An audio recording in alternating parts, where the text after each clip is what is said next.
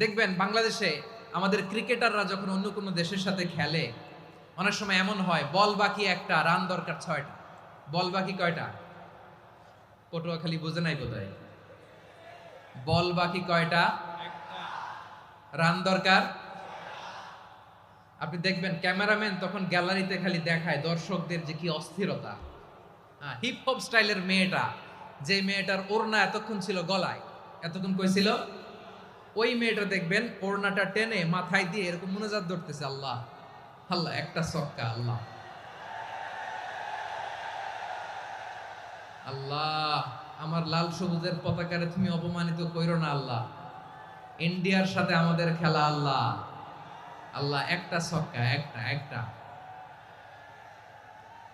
পুরো পুরো খেলা জুড়ে এই মেয়ের ওড়না ছিল গলায়, কিন্তু যখন 1 বলে 6 রান দরকার, ওড়না চলে আসছে কোথায়?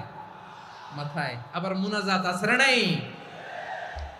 ঠিকই বাংলাদেশের দামাল ছেলে এমন এক শট মারলো, বল চলে গেল স্টেডিয়ামের বাইরে, ছক্কা, জিতে গেলাম আমরা।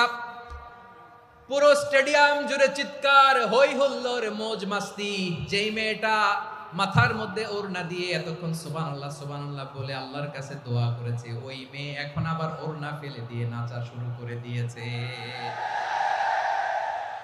তাহলে আল্লাহর ভয়, আল্লাহর প্রতি আস্থা, বিশ্বাস, ভালোবাসা, এটা কি ক্ষণিকের জন্য?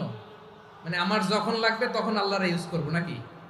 হ্যাঁ, বিপদে আপদে, সুখের সময় দুঃখের সময়, সচ্ছল অসচ্ছল অবস্থায় বিশ্বাসীরা ভরসা রাখে একজনের উপর। চিৎকার করে বলো পটুয়াখালী তিনি কে?